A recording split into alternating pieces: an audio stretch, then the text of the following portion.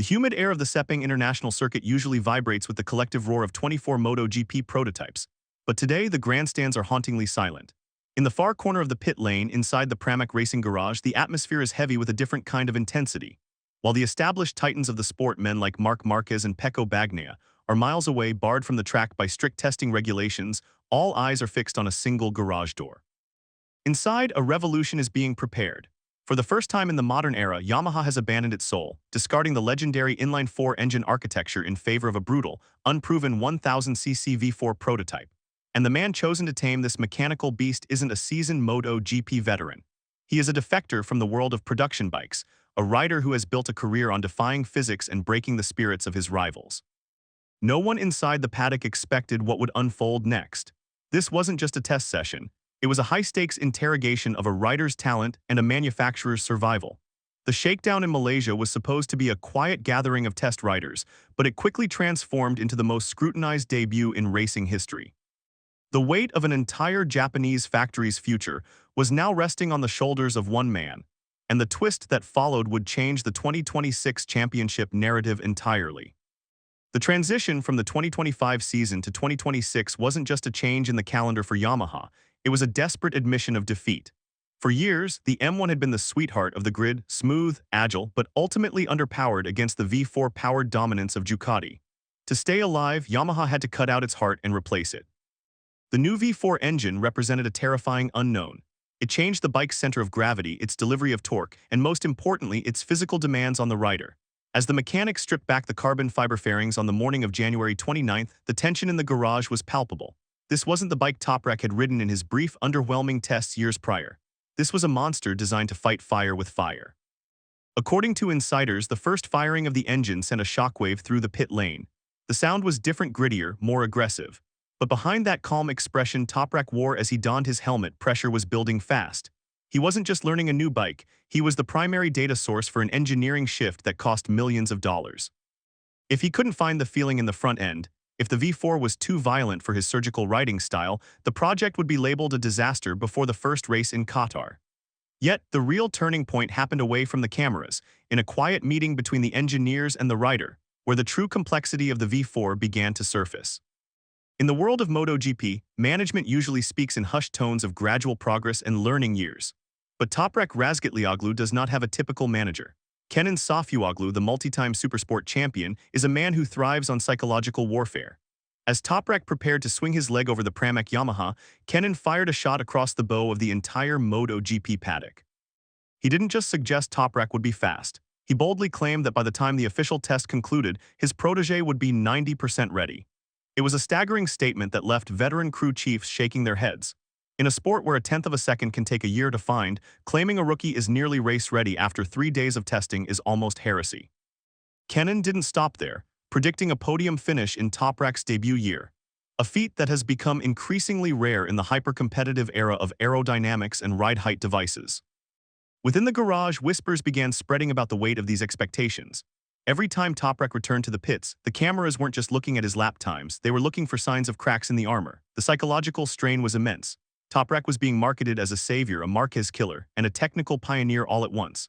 Some mechanics claimed something felt off in the early runs, a struggle to translate the bravado of the management into the cold reality of the asphalt.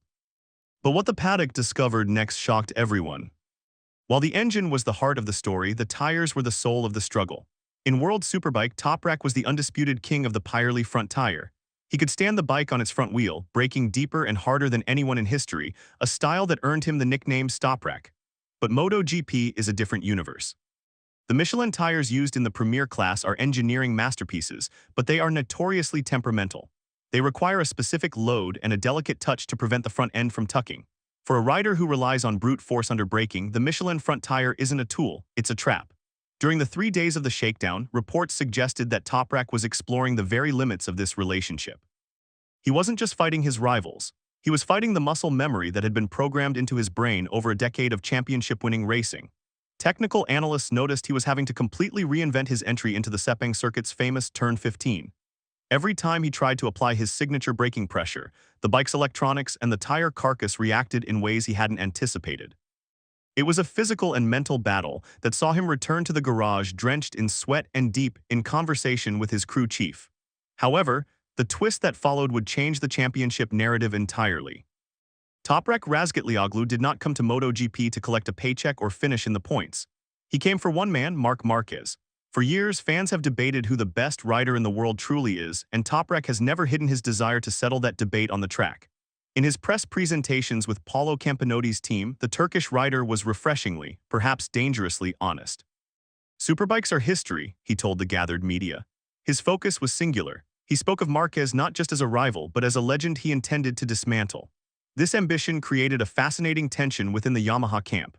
While Fabio Quartararo was focused on the technical development of the factory M1, Toprak was already playing mind games with the Ducati camp. But there was a darker side to this ambition. To beat Marquez, you have to survive the red zone, the limit where the bike is constantly trying to throw you off. As Toprak pushed the new Yamaha V4 toward the time set by the Ducati test riders, rumors suggested deeper tension behind closed doors. Was he pushing too hard too soon? Some believed his obsession with the Marquez dream was blinding him to the reality of the mountain he still had to climb. Yet this was only the beginning of a far bigger storm brewing in the Malaysian heat. The shakedown test from January 29th to 31st was merely the opening act. The true test of fire began as the humidity rose and the full grid of 2026 riders began to descend on the Petronas Sepang International Circuit. This was the moment of truth for the Pramac project.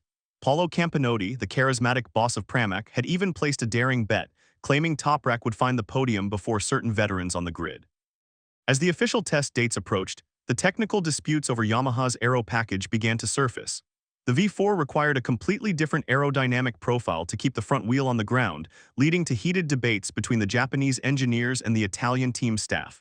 Toprak was caught in the middle, trying to adapt his riding style to a bike that was changing every 4 hours. Each session was an emotional roller coaster. 1 hour, Toprak would be within half a second of the top. The next, a technical glitch or a misunderstood setting would send him tumbling down the timing screens. The media criticism was lurking just around the corner, ready to pounce if the superbike superstar failed to live up to the hype. Yet, as the sun began to set over the final day of the shakedown, a new realization began to dawn on the paddock. Toprak wasn't just adapting to the bike, he was starting to make the bike adapt to him. As the 2026 preseason moves from the shakedown to the full grid tests in February, the narrative has shifted. The question is no longer can Toprak ride a MotoGP bike, but rather how much damage can he do?